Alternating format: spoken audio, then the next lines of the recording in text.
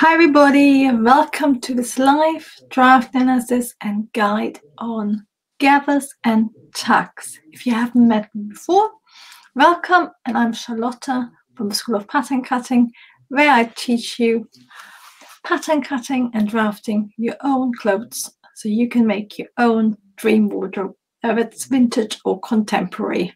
And I run these lives from time to time on YouTube where we just look at inspiration, how to draft it ourselves.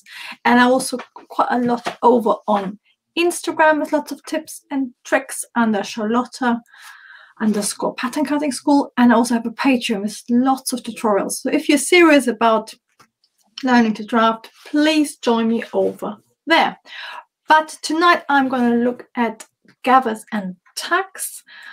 I recently talked about gathers and tucks and skirts, so I now wanted to quickly sketch out all the different possibilities you have, and then also explore some really interesting skirt options using gathers. So let's see who has joined me. Hello everybody, thank you for joining me tonight.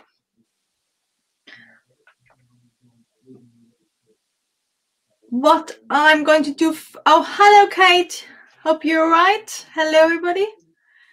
And Kate actually suggested one of the styles we're going to look at today. So first of all, I'm going to just sketch you out all the different parts of a body where you can add yokes and gathers. And then Kate found a rather beautiful dress. Hello, Fabiola. I hope you're well. So I'm quickly going to add my sketchbook. Can you see on here? I'm going to zoom in very slightly. That's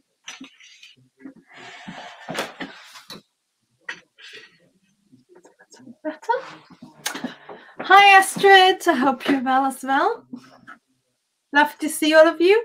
What I would like to look at in a little while is this dress, which is contemporary dress, but it's a really nice way of adding gathers to a princess line, and you can sort of make it using a tutorial from last year, but it uses gathers, so I wanted to look at that.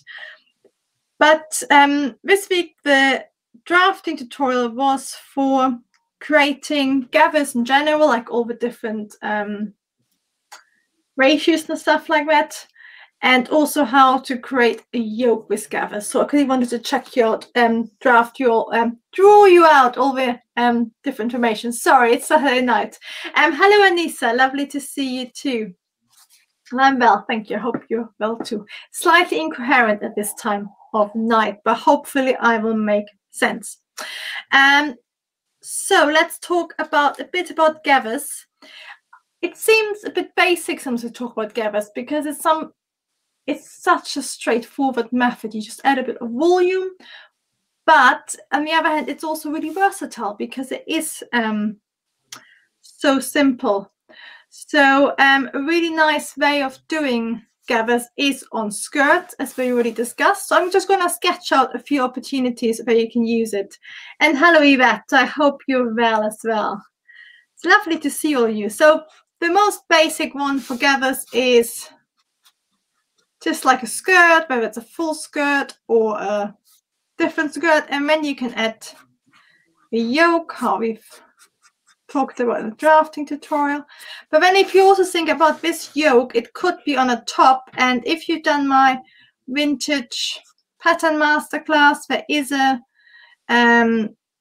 tutorial exactly like that. I'm just trying to remember what exactly the yoke shape is, because what you can as well on a top, for example, or a dress, you can add gathers.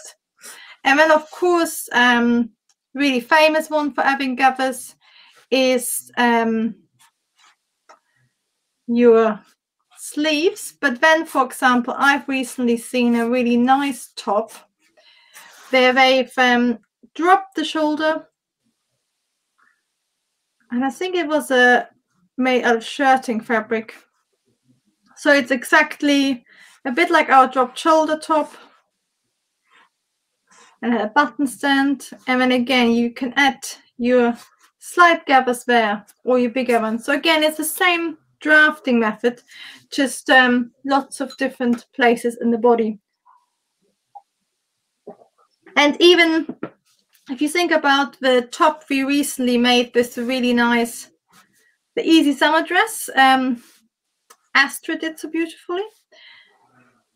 If you think about the sleeves on there like that, but again, the body part, you could actually gather either at the front or at the back. I actually always think if you have any sorts of straight style at the back, it's really nice to add some gathers, like a men's shirt even. You can add gathers in lots of different places, and it gets more interesting in a way. Oh, hello, Janet. Lovely to see you. Good evening. Gathers get a bit more interesting when you also think about applying them to just one side. So, for example, on a skirt, rather than it being all the way, you can just have your gathers just on one side, asymmetrical, and either with a dart, or again, you can use your yoke, but just have the gathers on one side. But I quite like that look where you just have your, where you basically, I'm going to talk about a bit more in a second, but you basically use the same manipulation you use on a dart, on a yoke, but this time you just pivot all your darts into volume. So you can play around stuff like that where it gets more interesting. And of course, there's lots of really nice, oh, sorry, I just remember I wanted to wear, I've got a 1940s, 50s dress, which is ruched all over, and I wanted to wear it today, but it's I've forgotten. But I just remembered, but too late. But where it gets really interesting is when you add a bit like the Sarah Jessica Parker skirt I looked at today on Instagram. If you add like a waistband on a top, really high waistband, and then you can have your gathers above. So the Sarah Jessica Parker ones, she had a separate corset style waistband, and then she wore a blouse on top. But of course, you can draft it all in one if you like to. And I'm not gonna mention the name of the program because I said what program it was for on Instagram, and they didn't like it, and they've basically limited the my video because I mentioned the very famous TV series. But basically, what is really interesting, if you start thinking about gathers, you can start adding them anywhere you want. And what I really wanted to talk to you about today is this dress. I'm going to show it to you. What do you think? I hope you can see it. What do you think of a dress? Yes, I will say SATC, S-A-T-C. It just amused me because it's such a famous program, and they just didn't like it. What do you think of that dress?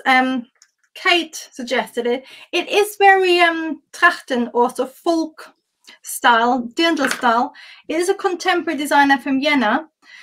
So I'll put a link to her collection online. You can have a look. So I'm not going to show you the whole dress because I always think it's a bit dodgy when it's a contemporary designer who has to make money from the collections. But the one detail I wanted to look at is the pockets. Can you see? I'm going to quickly sketch it out. It's a really, what I like about it, and it was just sold in a normal website, not a specific website for that sort of style. It's just a sort of typical fitted dress, which is just very flattering.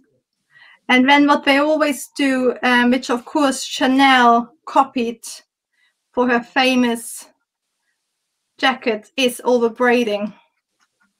So it's just got lots of braiding around here, and then it's got a button stand, which quite often isn't fully working. And oh, yes, I'm glad you're liking it. And Kate has already pointed out that I've got a similar tutorial, and that's what I wanted to talk about, because and I have a link to that in the description, both on YouTube and Patreon. Last year on Patreon, I had a tutorial for this skirt, which looks like this. And it's sort of, you see it quite a lot in dresses from the 1920s, you know, the famous 1 hour dress, which doesn't quite look like that, but which is just like a shift dress, and then the only shaping comes through slashes on the side with some gathers. Do you know which one I mean? It's a really nice 1920s dress. 1 hour dress, not to be confused with the 1 hour popover dress, but it's the same sort of style, and the whole pattern will just look like this.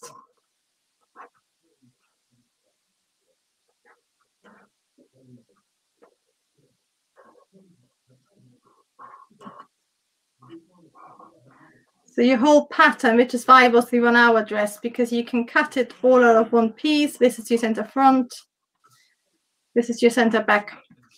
So that is Mary Brooks Picken. Is that the original 1 hour dress, Astrid? Or is it American, something I don't know about? And there's lots of stuff. Or is this Mary? But sorry, I'm going to go back to, I always love it because you always mention stuff in the chat I didn't know about. But this is a tutorial I did last year on Patreon, which is called a gathered panel style. And it's a really nice tutorial if you want to try it, a really nice style. And you can do it like that. But what Lena, I think Lena Koschak, she's Austrian, has done is she's done the same sort of thing. So your panel is like this. So can you see this is going to be a massive skirt panel, a massive pattern piece, unless there's some sort of so it looks like that. And then instead of just there being a seam, they have incorporated a pocket with a belt. So you just got your little placket, your little separate piece, your belt piece, and then you have your pocket bag underneath, like this. But you use the same method, but because you are on your skirt can look something like this, the pattern piece, by the time you're finished. And all they have done is, in her case, because it's got print, it's got the, is it princess line? It's got the front panel like this. Then again, you have it coming out. So actually, I'm going to draw it on top of original pattern so you can see. So instead of it going all the way around, she's got the panel like this. This is the button stand. And then this is a separate piece here. Can you see? So it's exactly the same. And then you can extend this piece down below here to get your pocket bag. And then you just have your separate belt, which goes into here, and then it's stitched together. So it's a really nice and clever way. And then the back,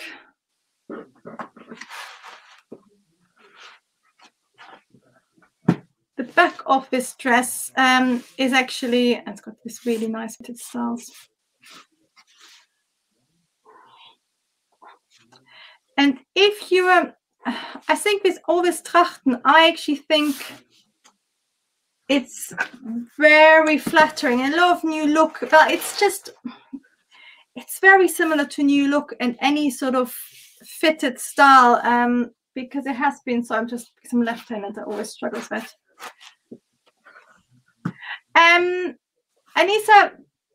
Anissa just asked a really good question about how to determine the width of the gather so you don't make it bulky. I've talked about that on my last tutorial on Patreon. There's basically different options how much you add. On this one, I would go on the minimum amount of option. And what you can always do is that you just drape it on yourself just to ascertain how much you need, because as you said, you don't want to be too bulky. Something like this, you can see there's actually quite a lot there. And of course, the more you do it, the more it gives you quite a 1950s hourglass silhouette. But for a 1920s look, you just want a little bit.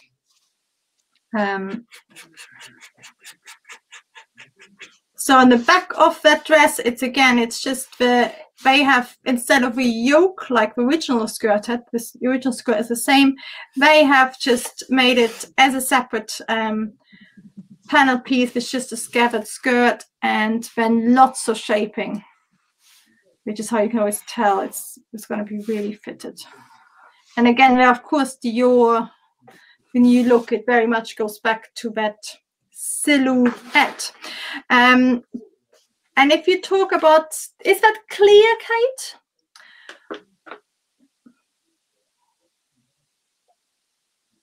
You can basically start with the gathered panel skirt tutorial, but you just use your dress block and you extend it upwards, and then you add your pocket bag. This dress skirt is going to be straight astered. That's just okay. Actually, it might be, sorry, I was going to say, because they're always straight. Because because I'm originally from the Alps, so I've got quite a few, and my sister is in a proper not a club, but it's like a sort of thing where they preserve all the folkloristic traditions.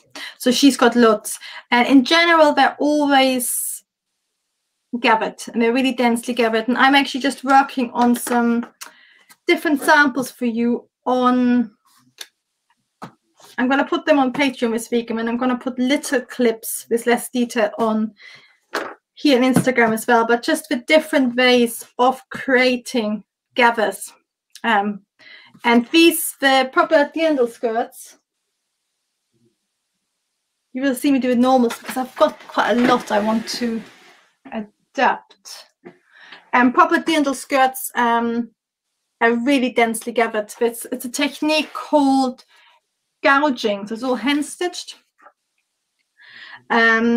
But I think this one actually has some flared pieces. So I think the front, actually, because normally it would be straight, I can imagine the front on here being slightly flared, just because the print as well, it looks like, and you see the print goes down, and then I think it might slightly flare. So yeah, so normally it's always straight, but I think on this one it might be slightly flared, but the back is definitely straight because it's not that wide. And Kate, let me know if you've got any questions when you're doing it, and I'm happy, or send me photos of when you're doing it. I'm happy to give you some feedback. And actually what I wanted to do as well, because this is sort of what I like about it is a spin on a dirndl, but the influences are all very much 1940s. And Lisa C. Neal, who you might know on Instagram, and she's on Patreon as well, she's working on this dress at the moment from the 40s.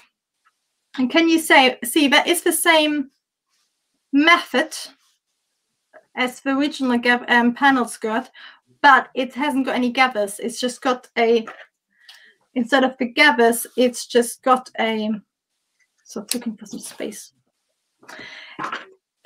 Actually, I'm going to do a new page.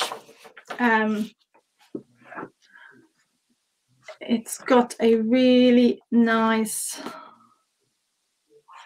it's basically the same method again, but they've done different panels here, and then again they added the sort of pockets. So it's like the this one, but instead of it being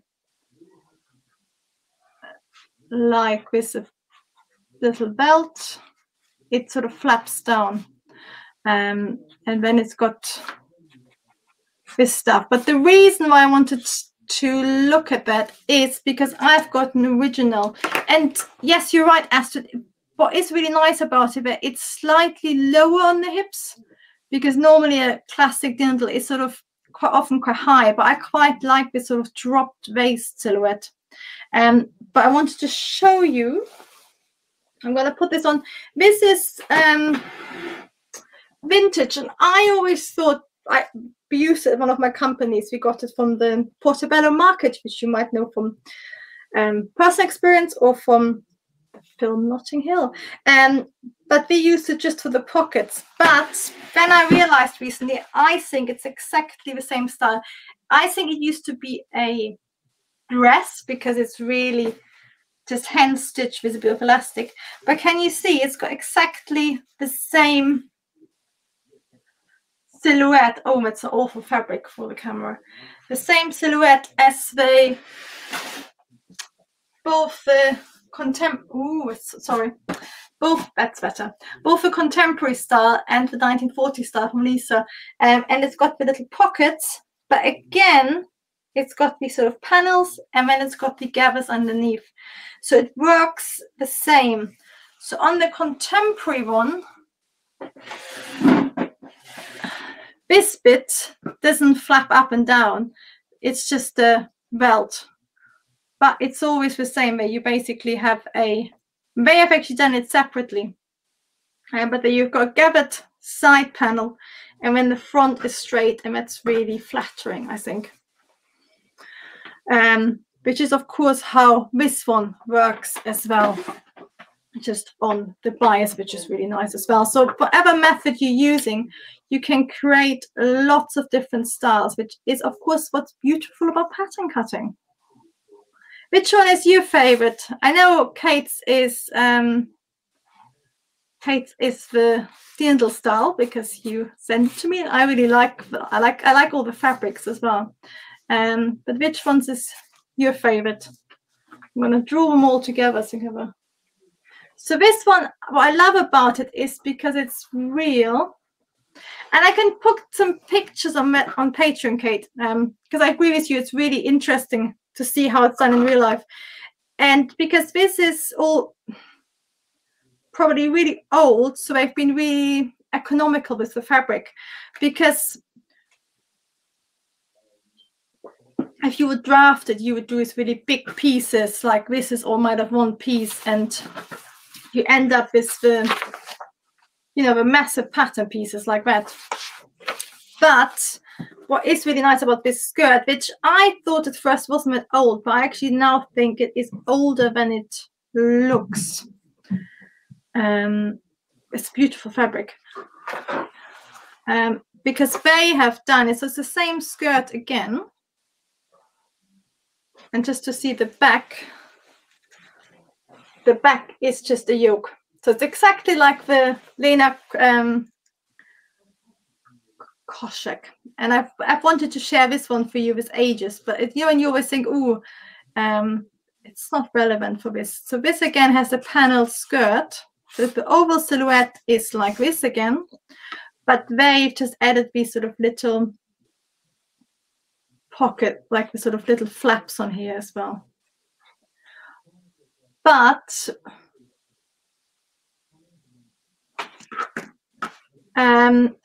what they've done is to be more economical. They have added a seam down here, and they've also added a seam down here. So this is a separate panel. And that, of course, means that your pattern pieces are just these little bits, then a long straight bit, and then you just got your side bits. So it's actually, then it becomes not a zero waist skirt, but pretty much a zero waist skirt.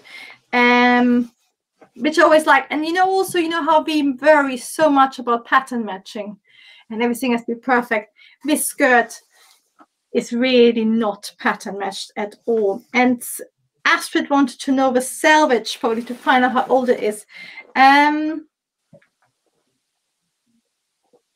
It's, yeah, it hasn't got a printed selvage. It's just got the little selvage. Because I thought it was 60s to begin with, but I think it might be older. And it's always quite amazing. And yes, you're right, Astrid. It could be that the fabric was really narrow, so they had to piece it together. Let me have a look. There's a selvage there. There's no selvage there. Yes, Astrid, you are an utter genius. Look, the fabric is a really narrow fabric. So again, but I think that's how you learn quite a lot from studying clothes. And of course, if Yen Westwood, she had no formal fashion education, she learned all of her sort of maiden design skills just to taking things apart, seeing how they work, and then interpreting again himself. And it's a 90 centimeters wide or 36 inches. Yeah, 36. So yes, so it makes complete sense that you don't want to cut out big pieces. And of course, back then fabric would have been expensive in comparison to now. So you have to be as economical as possible. So well, good, not good guess, good application of knowledge, Astrid. So I've learned something new as well. But it is the whole thing how you always think about. If you have a really wide fabric, you can play around it. But if it's narrow, you don't have to keep the seams as they are. You can just add in extra seams. So any pattern piece. So if you have a really big pattern piece like this, you can start just chopping it up. Just, you know, it's literally, there's no, however you want. Always think about which ones gives you the most geometric square pieces, but you can just start chopping it up, and all you have to do wherever you add a cutting line, add some notches, and then add seam allowance either way. And if you really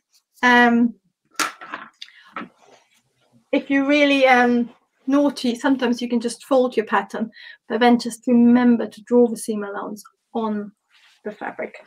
You're old, Astrid, you just very wise. So yeah, these are my thoughts for today on the different dresses, old and new, and on gathers. So I hope you found this helpful. And what I'm going to do is I've looked through some of my sewing books as well, which amazingly don't feature a lot of gathers, which I found quite fascinating, because you would have thought the pattern cutting books do a bit of it, but it's just the most basic one. But then even the sewing books don't feature that much gathers, because I think it's one of those things that was just assumed that you just do it. But some of them have a bit on gathering and shearing and gauging. So I'm just going to put them on my I'm going to put some photos of these on Patreon again, so you can see it. I'm sure you all know it, but just if you're interested, I'm going to put them on Patreon this week. But one really nice trick is, I'm going to finish off with that. Oh, sorry, I just didn't. I'm going to show you the books quickly. So these are all the books. This is from the, I think from the 60s, 68. This doesn't feature gathers at all. It only has the trick, which isn't really gathers, but if you have a curved hem, so if you have a flared skirt and you want to use your self fabric as a just turn up hem, you can actually gather your turn up hem, your seam allowance, a little bit to ease it in. So that's not really gathers, but a bit. And that's actually what most books only feature. But I'm sure some of you have these. I've had it for ages. The Vogue sewing book, which is fantastic, which is again from the 60s, which is really comprehensive. But they have a double page on gathering, so I'm going to share it with you because they got 3 different options, which are great. And then I've also got a very 1980s book. Oh no, 2005. I thought it was 80s. But they have a really in-depth double page on gathers, so I'm gonna put that on paging for you, and then I will also do the little samples for you this week. But yes, that's it for me for today on gathers and tucks. I haven't actually talked about tucks that much. I'm gonna show you on the samples because this is a sort of tuck, and I would say tucks are a tiny bit bigger, and when I use tucks, I cheat and I just stitch them straight away. I don't pre-gather them, so I'm going to show you that on the sample later this week. But I think they're pretty similar. I would think tucks are slightly bigger, but then of course gathers can be quite deep if you want to as well. But these are my thoughts on gathers in general and the really nice panel dress in particular. And it was lovely to see you all. Thank you for joining me, and I see you. I'll be back next week because we got a live lesson on a Tuesday, so I might just be doing that week. But thank you everybody for joining me, and I will see you during the week. I'll be on Instagram on Tuesday evening with Trisha from Creative Costume Academy, and we'll be talking about different types of seams. So that'd be really hopefully helpful and definitely interesting, because Trisha always has really she's so much experience. She always has a really interesting take on everything, and I always learn lots from talking to her. So thank you so much for joining me. I'm glad you liked it. I agree with you, Anissa, the gather dress is beautiful. So that's a really good pick, Kate. And have a look on her website. And I'm glad I made your brain fizz. That's fantastic, Kelly. That's what I want to hear. And Astrid as well. And you're very welcome, Kate. And Heather, it's 8 o'clock UK time. I will put some posts up and it'll count down and everything, but it'll be over on Instagram live on both Trisha and my little profile and the stories. So yes, it'd be lovely to see some of you there, hopefully. And you're very welcome. Yeah, have a lovely weekend too. And I look forward to seeing you, Janet, on Tuesday. You're very welcome, Heather. And you're very welcome, Anissa. Have a lovely birthday, a lovely weekend too. You can see I'm tired now. Yes, and Yvette, I'm so glad you could join me. It was a pleasure to have you here. And it is actually the best thing is chatting to everybody. I think Instagram moves too fast. On here, you can sort of calm down a bit and